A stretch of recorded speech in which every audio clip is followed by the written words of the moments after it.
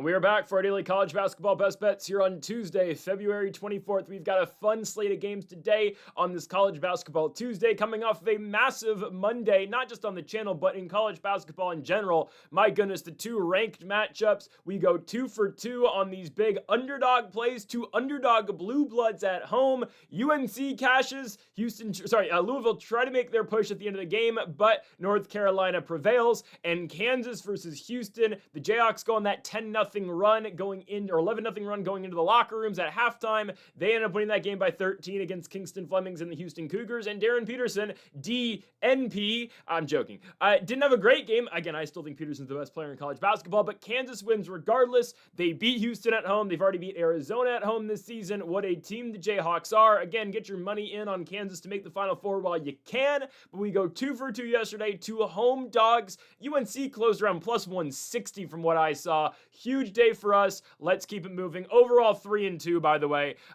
Shout out to our guys over with the Texas A&M Corpus Christi Islanders. Huge victory for them on the road at Southeastern Louisiana. East Texas A&M was trailing the entire game against Houston Christian. Ended up getting the lead down to 1. They were losing by 1 with 8 seconds to go at home. They foul Houston Christian, and front end of a one-on-one guy misses the free throw, and yet East Texas A&M gets the rebound. Guy gets it stripped out of his hands. It's going to go out of bounds. Houston Christian saves it to another Houston Christian player, and East Texas A&M can't even get a foul off. They should have called a foul with like 2 seconds to go, but they were already toast by then. Regardless, a horrendous way to lose if you're East Texas A&M. That one annoyed me. And Mississippi Valley State too. Guys, the Delta Devils, I understand, worst team in college basketball. They're down by 2 points at halftime against Grambling. And obviously, I didn't expect the game to be, to stay that competitive, and I didn't expect the Delta Devils to only lose by 2, but they ended up losing the game by 21? It was a horrendous collapse. It started with 5 minutes left to go in the game. The Delta Devils just completely went from down 12 to down 21. Oh my goodness. Still a positive day, and obviously we cashed on our big plays yesterday.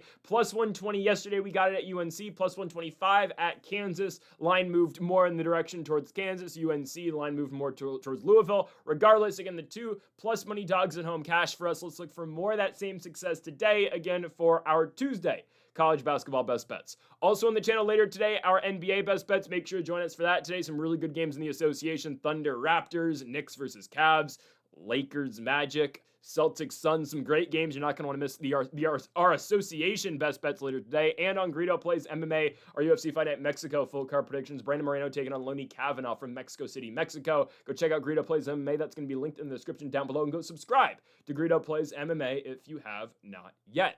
Okay, on to the first of our 5 best bets today for this college basketball Tuesday. We start things off with a matchup in the Big 12, and the Big 12 has delivered us massive matchups and great games all season long, many of which, I'll be honest, many of which are at Allen Fieldhouse or involve at least the Jayhawks, the Houston Cougars, the Iowa State Cyclones, the Brigham Young Cougars, or the Texas Tech Red Raiders. But regardless, it's a great conference of college basketball. And then there's this. West Virginia going to Stillwater, Oklahoma to take on the Oklahoma State Cowboys. Give me the Cowboys at home. They haven't won a game in a while, I understand, but I'm going to take them to overcome those losses in this matchup here. Oklahoma State is yet to win a game since they defeated A.J. Devonsta and Brigham Young in Stillwater back on February 4th. Since then, it has been 5 consecutive L's. Losing expectedly at Arizona, going to Arizona State, who's a sneaky bubble team now. I'm seeing a lot of brackets have Arizona State on the next 4 out, and they're a great team, and they have a massive game today on the road. We'll see how that goes for them. I just don't know if I think they're going to need to go on a push. They're going to need to have a push in the Big 12 tournament. Anyways, Oklahoma State loses to them. They lose at home in overtime to TCU. Not concerned. At home, lost to Kansas. Okay. You go to Colorado and lose? Well, it's on the road. I don't care.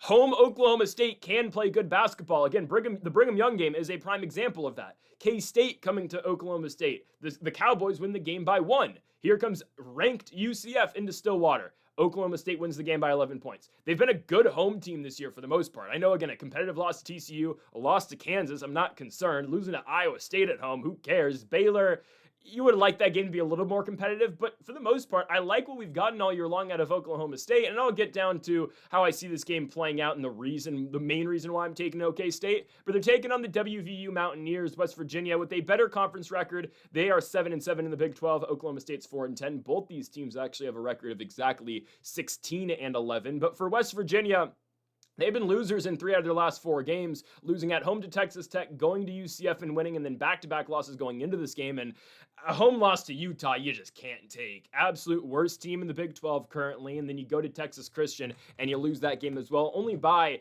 6 points was it, but we have 4 more games until the Big 12 tournament starts, and how can I forget? This is the last week, actually, of the last full week where there's no college basketball, I guess, tournaments in terms of conference play. There's, I think it's, oh goodness, I forget who plays exactly.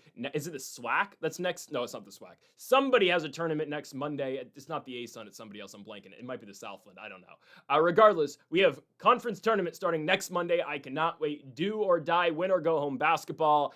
This is when March really begins, is next Monday. I cannot wait. I think we'd be officially in the month of March by then, right? Yes, it'd be March 2nd. I cannot wait. Anyways, WVU going to Oklahoma State. The Big 12 tournament doesn't start for another 2.5 weeks. But anyways, right, big game for seeding. Every team in the Big 12 does end up making their tourney. They take all 16. Obviously, seeding is a huge, big part of that, or a big part of that, huge and big.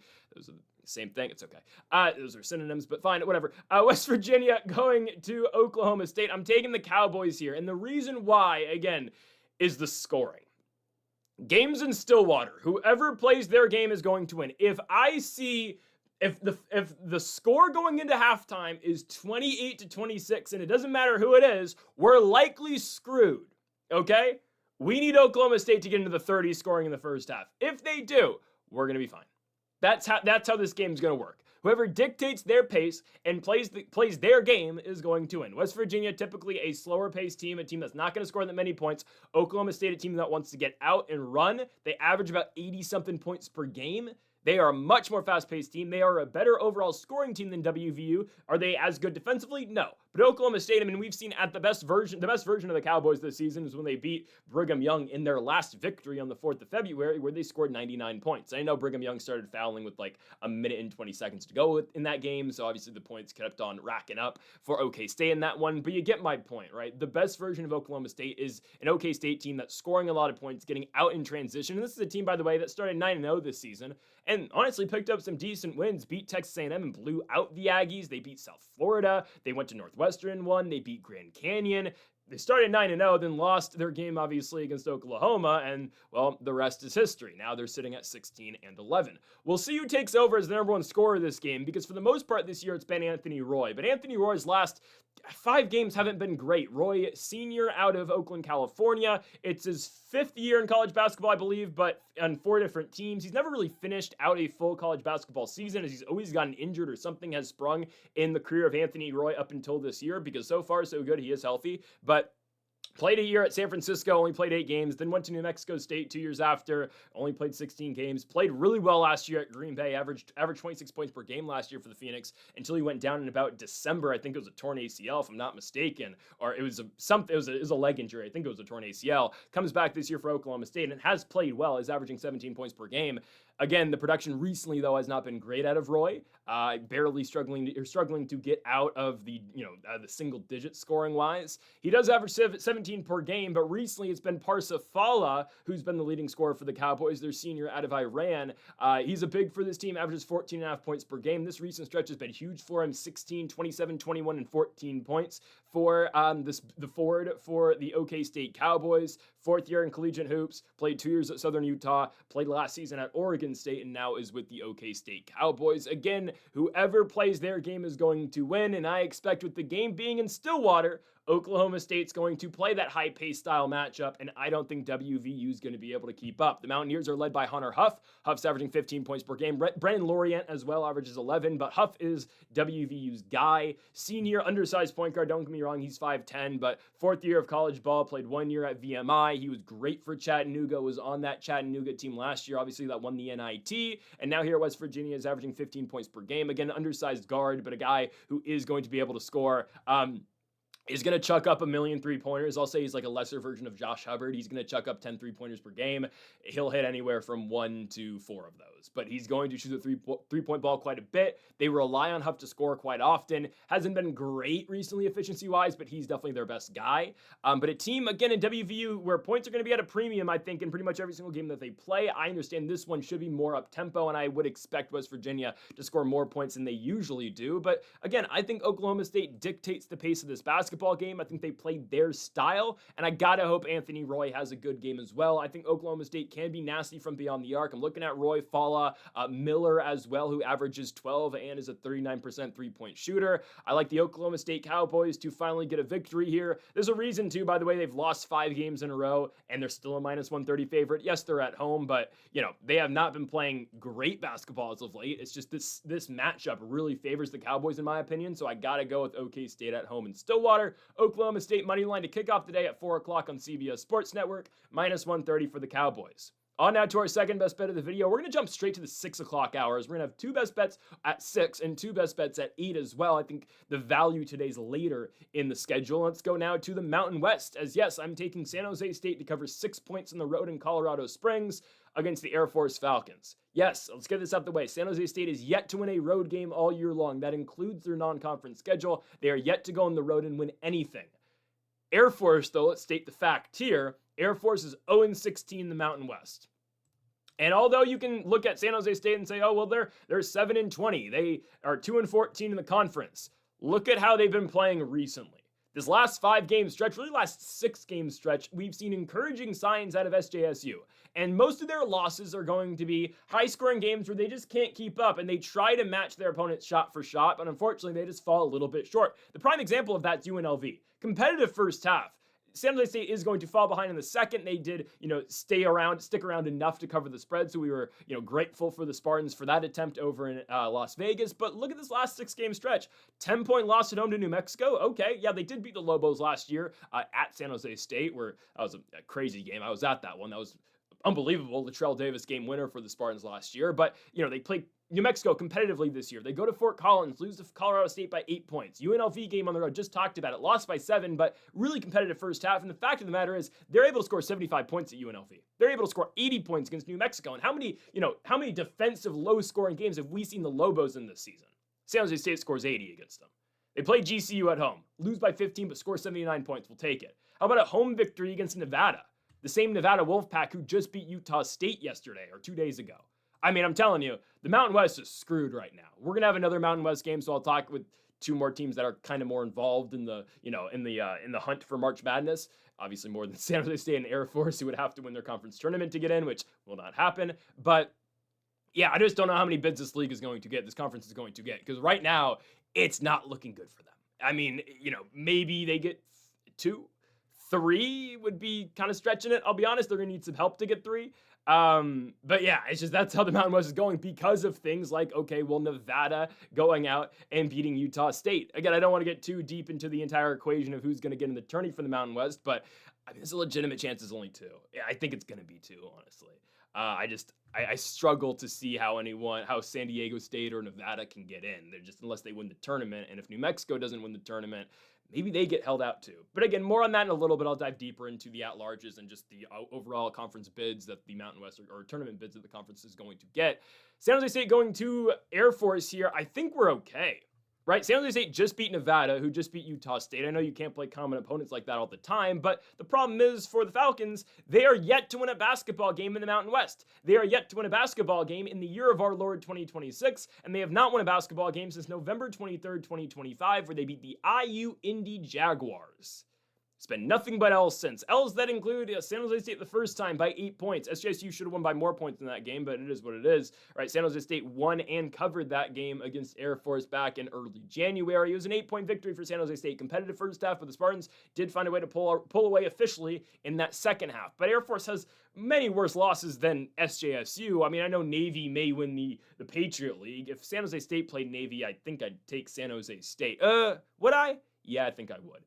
Air Force also lost to South Dakota. North Colorado's not bad, but they have some bad losses. They lost to LIU, who, fins up. They may win the NEC. I don't know.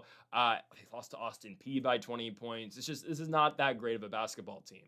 And they struggle to score in a conference where you need to be able to either obviously this is every conference though, but for the most part, right, you're going to see your 2 different types of teams in the Mountain West. Teams that can go out and score 90 or teams that want to beat you 60 to 50. Air Force does neither. They played a competitive first half against UNLV, but man, that second half was atrocious. They're only down 3 points at halftime at home against the Rebels. They get outscored by 22 in the second half. They scored 35 points. You're thinking, wait, hold on. UNLV scores 57 points in the second half against the Air Force Falcons. Yeah, they're really bad, guys. Trust me. And I say that with the utmost respect. I respect, the men on this team. Shout out to the Air Force, right? Shout out to Paul Skeens. But yeah, this is a bad operation at Air Force this year. Right. I mean, Lucas Hobens, their leading scorer, freshman out of Katy, Texas, put up 19 against UNLV at 26 a couple games ago against Fresno. This team, by the way, went to Fresno and lost by 30. I know Fresno's better than San Jose State this season, but oh man, if you're losing to Fresno by 30 points, yikes. Cam Sanders, right? Talented freshman. He's putting up points for Air Force, but man, they don't really have a bench. It's a struggle for this team. And obviously, it's, difficult enough because Air Force, I believe they're like one of the only military schools that don't allow their guys to transfer out. Because I know some of the military schools you're going to see guys, oh yeah, he played at the Army for 1 year, and now all of a sudden he's at Arizona, right? Air Force, if I'm not mistaken, doesn't allow you to do that anymore. At least that's what the San Jose State broadcast said the last time we watched San Jose State versus the Air Force Academy. And as for San Jose State, there is positive momentum going into this game. Yeah, they did lose their last encounter recently against Boise on the road. But again, only losing by 15 points to Boise after you got your ass handed to you by 30 the first time around in San Jose, I'll take that. And a lot of this recent San Jose State momentum, and I'm saying that they've won one game in their last 8, but the recent momentum has been Colby Garland. Junior point guard for this team. He's put up 20 points in 5 consecutive games. Former Drake Bulldog, played at Longwood last year. Longwood's just one of those teams I've not mentioned once all year long. Primarily because I don't mess with the Big South Conference. But, is it the Big South starts on Monday? They might be the ones that start on Monday. I think they are. We'll be forced to talk Big South basketball. And the Longwood Lancers. I haven't said that name since last year. But Colby Garland last year was on Longwood, played well, averaged 12 points per game. This season with SJSU, averaging 20. He's been great. He's been really good. Again, I think it's a 6 or 7 game streak of 20-plus points per game for him. And how about Adrian Myers? Myers' last 3 games randomly come on. He's a player who averages 9 points per game. He's put up 13, 21, and 23 in his last 3. Former Mississippi State Bulldog in his second year of eligibility this year with the San Jose State Spartans. I like what SJSU's got going on. They do have some injuries that have been plaguing them all year long, but they've been able to make up those injuries in terms of, the product and the players they're putting on the court. Ben Rosenborough's been out since that initial Air Force game where he caught fire against the Falcons, I will not lie. And Yafet Mundi, their big center/4, has been out since the San Diego State game, but they found again production despite those guys not being on the court. Their new center is now Shujike Ganga. Ganga, their senior out of Angola, has given them some really big minutes recently. He's been putting up double-digit points, not about a rebounder as well. I like what SJSU's got going on in this game, and they should be able to walk into Colorado Springs and cover against the Air Force Falcons, giving them their first road victory of the season, as well as covering 6 points. Give me SJSU. On now to our third best bet of the video. We move now to the Southeastern Conference. I know I've been a huge hater of the Auburn Tigers this season, and that's for great reason. Why? I have nothing against the team. It's just the fact of the matter is they are still... CBS has this team as a 9 seed on bracketology. I think ESPN's got them as a 9 too, but ESPN only updates their thing like once every 4 days. So, yeah, according to CBS, Auburn projected to be a 9 playing Southern Methodist in the first round. In what world are they a 9 seed? 10? I guess. 11 is where they really should be at. They should be playing the first 4. But a 9? You're telling me this team is more deserving of being in the tournament than Santa Clara. CBS, by the way, is Indiana out of the tourney right now. I know they don't have a single quad 1 win, but they also haven't lost a non-quad 1 game all year long. How is Indiana out of the tournament and Auburn's in? And by the way, how is Miami, the Redhawks, an 11, but Auburn's a 9? Now that I got that out of the way, I'm taking the Auburn Tigers. This is a pick so Auburn can shut people like me up. It's the truth. They're coming off a victory against Kentucky. I thought they were going to lose. I'm watching that game. Kentucky's making their runs. Auburn finds a way to barely hold on by 1 point. It's a massive victory considering they lost 5 games in a row prior to that. I'm not denying the talent that's on Auburn. I'm not denying the wins that they have this season. They've got some really big ones, and the main wins are Arkansas at home and going to Gainesville and beating Florida. Those are two massive games and two massive wins, obviously, right? Florida, by far, in my opinion, best team in the Southeastern Conference. There's some good teams, like Bama's not bad, Tennessee's not bad, and Arkansas is pretty good too, but the Gators, the reigning national champs, are the best team in the Southeastern this season, and we'll see again when the SEC tournament rolls around in about 2.5 weeks, or 2 weeks, but still, 2.5. Still, though, Auburn's 15-12, and again, if they finish any bit over 500, which they should, they've got 4 more games. And truth be told, there's no way, in my opinion, they don't win at least 3 of these next 4. I highly doubt they go to Alabama and win. This Auburn team cannot walk into Tuscaloosa and win that game. But their next 3 matchups, they should win. And if they don't beat Oklahoma today, I will slightly laugh, but I'll be upset. And then I will forever say Auburn's not deserving of being in the tournament. Unless they win the SEC, I will fight and say that this team should not be in the NCAA tournament if they cannot beat Oklahoma tonight. Because again, if you can't go to Norman and beat Oklahoma, you don't deserve to be in the field of 68. You do not deserve to be there. And I say that with the utmost respect to Oklahoma, but this is not a good basketball team. They're not. They've lost 2 in a row, and they beat Vandy on the road. Okay, right now, the way that Vanderbilt's playing, and the way that Tyler Nickel has been shooting the 3-point ball, at least in the last couple games, everyone can beat Vandy at this point, okay? But, Vanderbilt, look at them. They're one of the SEC's best. Vanderbilt's going to be a 5 seed in the tournament. Vandy's supposed to play Yale in the first round of the tournament, according to CBS. We would hammer Yale to not just cover, but to win that basketball game. But I hope they get a better 5-12 matchup. I hope we get Belmont playing Vanderbilt. Belmont would run Vandy out the gym if they played. Liberty? I know Liberty's been recently. They'd run Vandy out the gym too. One of those, smaller teams that just shoot 3-pointers all game long. Yale will do that too. But these smaller teams that shoot threes all game long, they will beat Vanderbilt. Vanderbilt's not going to be ready for that. Vandy loses to everybody now. That team's horrible. Anyways, that's Oklahoma's big win this year. They beat Vandy on the road. Okay, cool. I'm not impressed, I'll be honest with you. No, okay, I will say. It's an impressive win to go to Vanderbilt. I get it. But, Vandy right now is playing, hot ass. And then after that, too, Oklahoma beat Georgia. I just don't care. And, that's the thing about the SEC, right? You're going to hear these SEC pundits, and if you're an SEC guy, I apologize. But I'm not a fan, I'll be honest with you. I'm a Big Ten guy, so I got to get this point off. But, I'm not going to deny how great Florida is. Hell, I picked Florida to win the national championship last year, once they actually got to the Final Four and once they got to the national championship game itself. But regardless, right, we took them over Houston. Anyways, right, and this is with the SEC, they say this in football all the time, and you get in basketball too. Well, everyone's so good, they all beat up on each other in the conference. You can make that case about everyone but the ACC, okay? Everyone's great, sure. Let's not forget, LSU plays in the SEC, Mississippi State plays in the SEC. They're ass. They lost to South Carolina. I hate picking SEC games, but I'm gonna take Auburn here just because I think they're able to overcome these road obstacles tonight. Oklahoma has not been a great home team this season. Recently, A&M came in here and beat them by 4 points, and A&M obviously is better than Oklahoma, but they lost to A&M. Texas went in here and beat them. Arkansas expectedly did. Bama, they have played some close games at home, but for Auburn, this is a huge game for them. I really think this one matters big time. Yes, they're projected to beat Ole Miss and beat LSU. They have back-to-back home games after this one, but you win this game in the way that everyone's been glazing Auburn in the media and, just with bracketology and whatnot, you win this game, you're probably in the tourney. Right? I get it. This is a Final Four team this year, so everyone, look how great they are. Okay, well, John Broom's gone. Do we need to emphasize that? Chad Baker-Mazara doesn't play here anymore. I get it. They got, Hall's been great this season for the most part. He's been kind of shaky as of late. But Keyshawn Hall's great. And Tahad Pettiford, Tahad's, what is this? Is, averaging 15 in his sophomore season. He's been playing well. I get it. The 20-point streak has just been broken. But anyways, they're not the same team as they were last season. But again, if you win this game, you're probably in.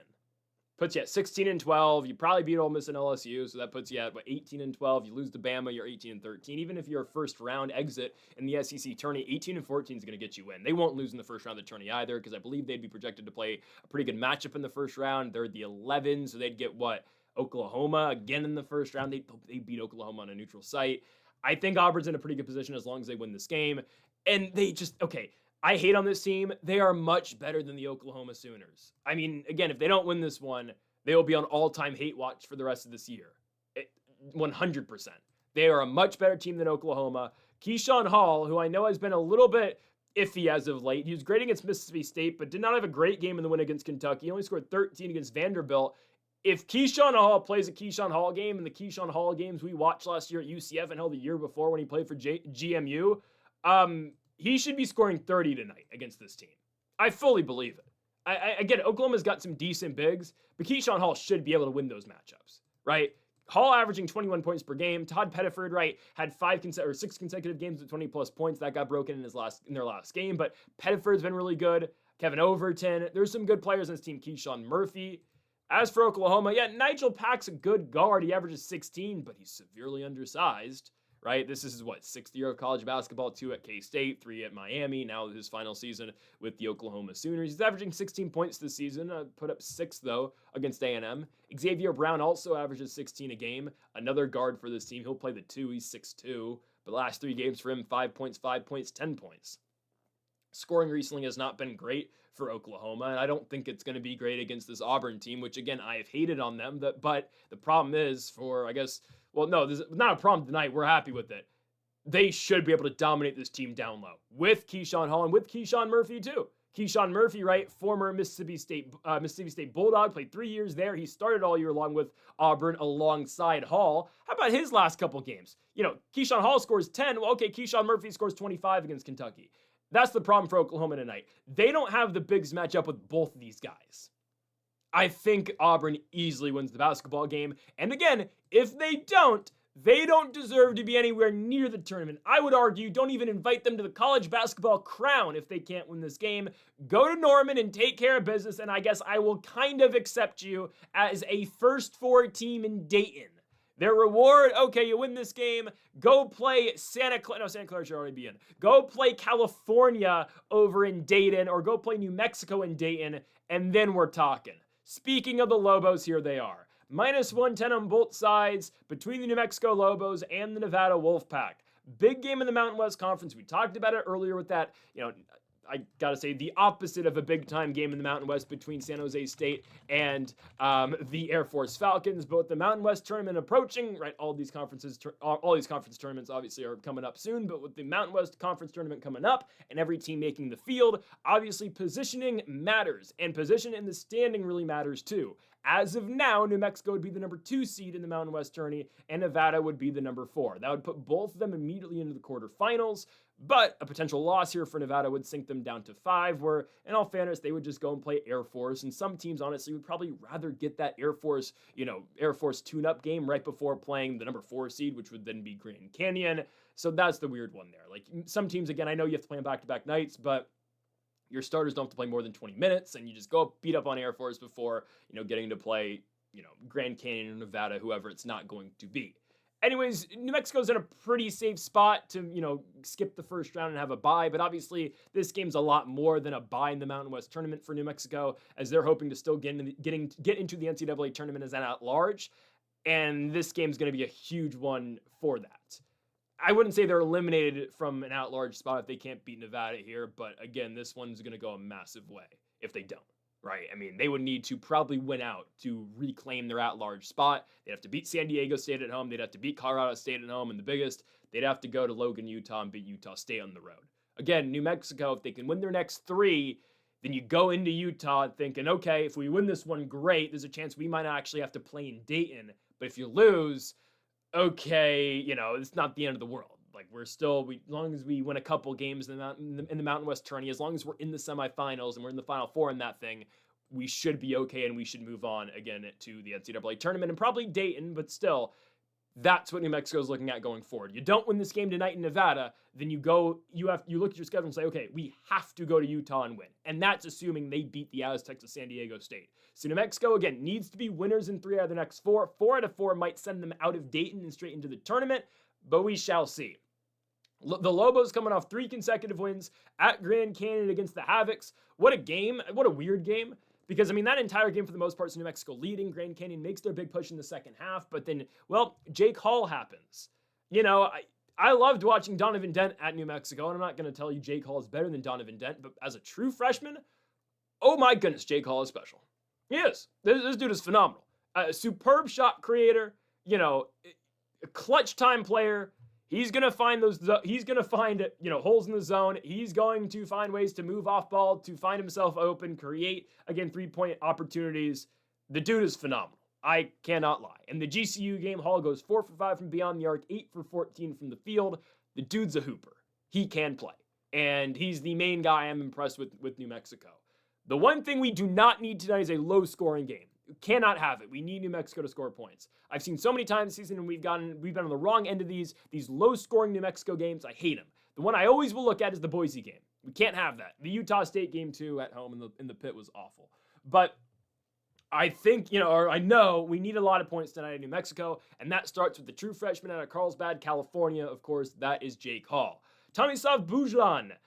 I have a weird thing with him. Another true freshman. Like, some games he's really great. Some games, and most games, I'll be honest with you, when I watch Bujlan, they're freshman again at Croatia, he's ass, and he gets bullied by bigs. Now, can Nevada do that to him? I don't know, because, can Elijah Price really bully around Bujlan? That's going to be a matchup to watch. With Nevada's other big, Joel Armatrading out of England, he's back now, but coming off the bench. He got hurt back in November against Washington. He's played 4 games since, but they've been really trying to manage him, getting him back into the fold. He played 16 minutes. That's the most he's played since he's come back from injury against Utah State, but obviously started every game earlier in the season, but he's been back for 4 games and hasn't started since. Armatrading primarily just out there for his defense. Pretty good rebounder. He's 6'10", but has a huge wingspan, so he can go out and block shots. It doesn't appear like he's going to be playing that much. Again, they want to build him up. I have to assume this. They are building him up for the Mountain West tournament, which, again, Nevada will likely they will need to win the Mountain West tournament if they want to go dancing in November. That's just the only pathway for them, unless in March. My goodness, November. Anyways, I like New Mexico here. I'm taking the Lobos here on the road. I think a lot of that has to do with Jake Hall. I've really been impressed with watching Jake Hall this season. Oddly enough, this has not been a bad road team this year. Most of their losses, well, actually half their losses in the conference have come at home. They've lost twice to Boise, and they lost Utah State, and on the road at San Diego State. But their road games, honestly, have not been that horrible. Again, the Boise game, it was a high-scoring affair that the Broncos got in by 1 point. It is what it is. I like New Mexico here. Nevada is coming off that big victory we were talking about earlier against Utah State. Huge game and a huge come-from-behind win for the Nevada Wolfpack.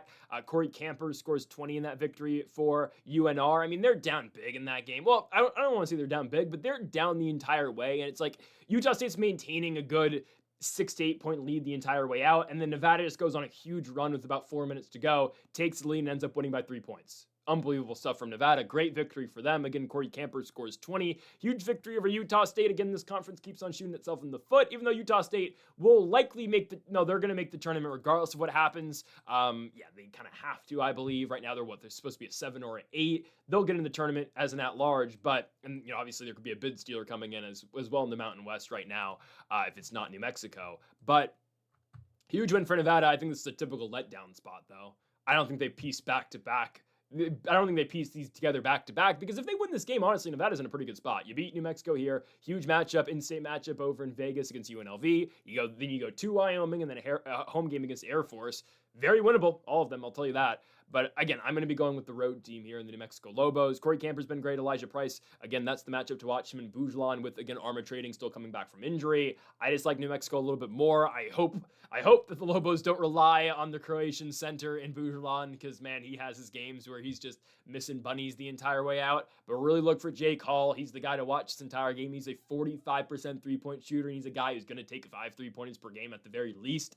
Phenomenal player, and everyone that New Mexico brings in, they can all shoot the ball. Chol, Tannett, Albury, all of them can shoot the 3 if you need it. I've been kind of impressed, honestly, with JT Rock this season, the minutes that he plays as well. He's another big on this team, really the only true center that they have, because they'll play him and Bujlan on the court at the same time. I like New Mexico here. I'm going to go with the Lobos on the road. Again, a huge matchup for the Mountain West and a huge matchup for New Mexico as they are trying to get in as an at-large. You win this game and, beat San Diego State at home, you're probably in regardless of what happens. So give me New Mexico on the road to pick up the win at -110.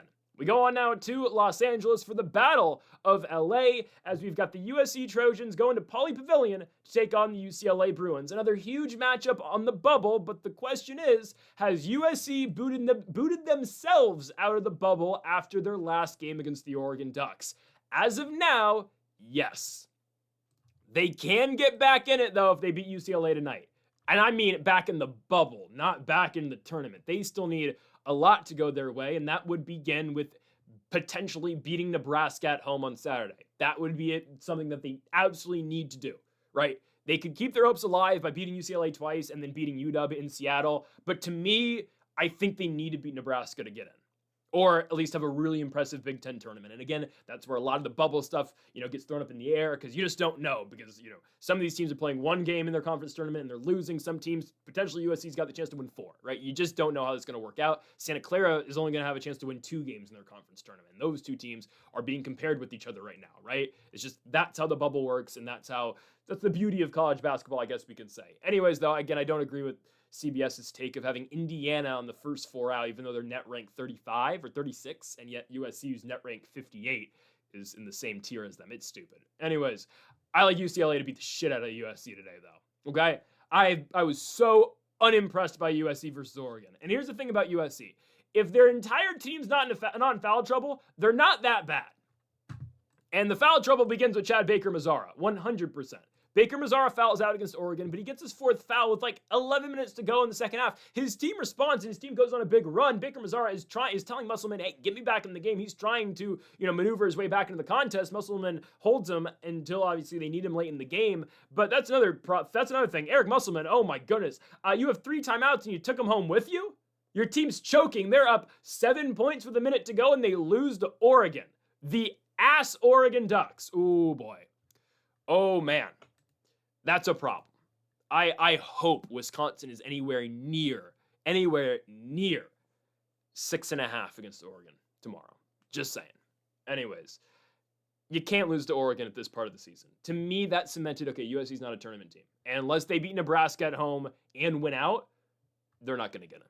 They're not. Or they win the Big Ten, which obviously they will not do. They're not getting in this tournament. And it's a shame because there's so much talent on this team. Baker-Mazara, Ezra Asar, Jacob Kofi, Elijah Arenas. A lot of good talent. My problem with this team, though, actually does start with Elijah Arenas. And maybe it's just because of the fact he wasn't able to play with this team until they got into Big Ten play. Obviously, he debuted in a game in which they played the worst team in the conference at the time in Northwestern, and they lost to winless in Big Ten play Northwestern. But the problem for me, actually, is Elijah Arenas. Well, there's 2. There's actually 4 main problems. I know I said it was just Elijah Arenas. There's 4. First is the foul trouble. Every player on this team fouls like hell. And yes, they got kind of shafted by the reps in their last game against Oregon. I get it. No one knows how to play defense on this team. They just will grab you and they will drag you to the ground and they'll put their hands on you and foul out. 2, free throws. They're a horrible free throw team. Ezra Asar, I believe Cam Wood's not a great free throw shooter for a guard, if I'm not mistaken. And they're not a great shooting team in general, but that's 2. The free throws are awful. 3, Eric Musselman. I mean, guys, Musselman, I don't know. I liked Musselman over at Arkansas. I did. Comes to USC, obviously, needs to take this, obviously, you get the job at USC, you take it. Very underwhelming. What can I say? Very underwhelming. He had that really good tournament team in Arkansas with, oh my goodness, with Moses Moody there, and I'm blanking on who their point guard was that season. Oh, it's slipping my mind. But they had some really good teams over at Arkansas, right? Made the Elite 8 in back-to-back seasons. They had a good year the year after too, where they got into the Sweet 16. Arkansas is really good with him. He was a great coach in Nevada as well, but he's done nothing at USC. Let's just be honest. And I know it's only his 2nd season, but I just feel like he's leveled down as a coach since he's gotten to SC. I don't know. And 4, the problem again, Elijah Arenas. Here's the thing, guys. Elijah Arenas, we know he's going to be a very good player for a while. Okay, he's probably going to end up in the NBA draft next year. I can't imagine he's going to enter the draft this season. If I'm him, definitely come back for your sophomore year, play well, and then enter the NBA draft, and not as loaded of a class next season. He needs time, man. He's a pretty piss-poor shooter, let's be honest. He struggles mightily shooting the three-point ball. He's a 22% three-point shooter, and there's a lot of possessions for USC, especially when Baker-Mazara is off the court, where Elijah Arenas just takes it upon himself to create. And what his idea of creating is, okay, I'm going to basically play like DeMar DeRozan. I'm going to dribble the hell out the basketball, and I'm going to wait, and take a crappy midi or try to drive to the hoop and likely miss. DeMar DeRozan, I joke about, DeMar DeRozan being a pretty mid basketball player in 2026, and that's because of his age and the style he plays now. It obviously doesn't correspond with what the Sacramento Kings want to do. But Elijah Arenas doing this at USC just doesn't work. You're not DeMar DeRozan. You're not one of the greatest mid-range shooters to legitimately ever play the sport. Obviously, I know DeMar DeRozan's not top 5 in the league. Obviously, he's never been that. But again, DeMar perennial all-star. He's been great, and what DeMar did in Toronto prior to Kawhi going there and winning a championship was phenomenal, and he's been pretty good ever since too, right? In the multiple stops he's made in San Antonio, in Chicago, and I guess Sacramento. But my point with all this being is Elijah Arenas can't get away with playing like DeMar DeRozan because you don't have the mid-range capability of DeMar DeRozan. And there's so many possessions where you see Elijah Arenas' teammates going, because he doesn't look to pass ever. Once, okay, let me clarify that. Once Elijah Arenas decides, okay, I've got 15 seconds left on the shot clock, I'm going to create, I'm going to dribble in and out, okay, I'm going, he doesn't look to pass the ball. You're barely ever going to see Elijah Arenas attack the basket and kick. That'll be predetermined if he does. But if he's going in there to score, he's putting up a shot. And that's where you get these crappy field goal percentages. Last 3 games, he shot 4 for 14, 2 for 7, and 6 for 19. Unacceptable. And again, one hell of a talent, 5-star product. I get it. He's going to be a great basketball player for a very long time. These are the growing pains, though, playing Division I ball coming from high school. And obviously, I know he had a horrible offseason, and it was horrible what happened to the guy. But still, he has not played well so far. UCLA, okay, an eventful last couple weeks for UCLA with Mick Cronin going out as players, going out reporters. They come back and beat Illinois. I got to give all the credit in the world to that UCLA team. There were possessions at the end of the game where I'm thinking, why the hell doesn't Tyler Bilodeau have the ball in his hands? Why does Tyler Bilodeau only have 10 shots in this game? But that last possession, Donovan Dent goes coast to coast off the inbound and finds a way to lay that in and win the game. Good for UCLA. I still think Illinois is winning the championship. Nothing's going to change my mind on that for now. I already have my bet in too, so hope we come through on that. But, Donovan Dent, not a great shooter. I don't know why he was taking a 3-point shot at the end of. I don't know why he's taking big clutch time threes in that game to win the game going into overtime. But regardless, UCLA wins. I will always say they have an abundance of talent. Same with USC. But that starting 5, it's very talented. Besides Donovan Dent's inability to shoot the 3-point ball. Donovan Dent, Sky Clark's back, Eric Daly, Trent Perry, Tyler Bilodeau. There's some really good players in this team, and they are fairly deep on the bench as well. Yes, I understand that. UCLA, to me, should be a tournament team. They honestly should, more so than USC. Again, I don't even know, where does CBS have them? They have them as a 10. Okay, so they should be in. Again, that was what the Illinois victory did for them. But a win here doesn't completely put you in, but it takes you a very long way. So it's a massive game on the bubble, and I just believe UCLA is going to get it done, and I think they should be able to cover the points as well. Again, I've already spelled out everything I think is wrong with this USC basketball team, and UCLA should be able to capitalize on that. I think Bilodeau is going to have a pretty good game. I need Donovan Dent to facilitate, and that's honestly the difference between, in all fairness, a very experienced college basketball player and Elijah Arenas, who's playing in his 11th game tonight. Donovan Dent, again, is always looking to create. He knows he can finish at the hoop. Shooting-wise, he's been awful this season, but he knows he can finish at the rack, but he is looking to set up his teammates. He's looking to kick to the corner. He's looking to dump it off to one of his bigs. That's what he does. He creates as a playmaker, and I like UCLA a lot more right now than I like SC. Game's at Pauley, too, so I believe the Bruins win this basketball game and cover the 6 points as well. Give me UCLA to close the night. Folks, thank you all for watching our college basketball best bets here on February 24th. If you have not yet, though, make sure to hit that subscribe button down below for more. Make sure to leave a like if you did enjoy the video. Make sure to comment if you disagree with any of the picks. We'll be back tomorrow, folks, for more daily college basketball best bets. Folks, thank you all for watching, and Mamba forever.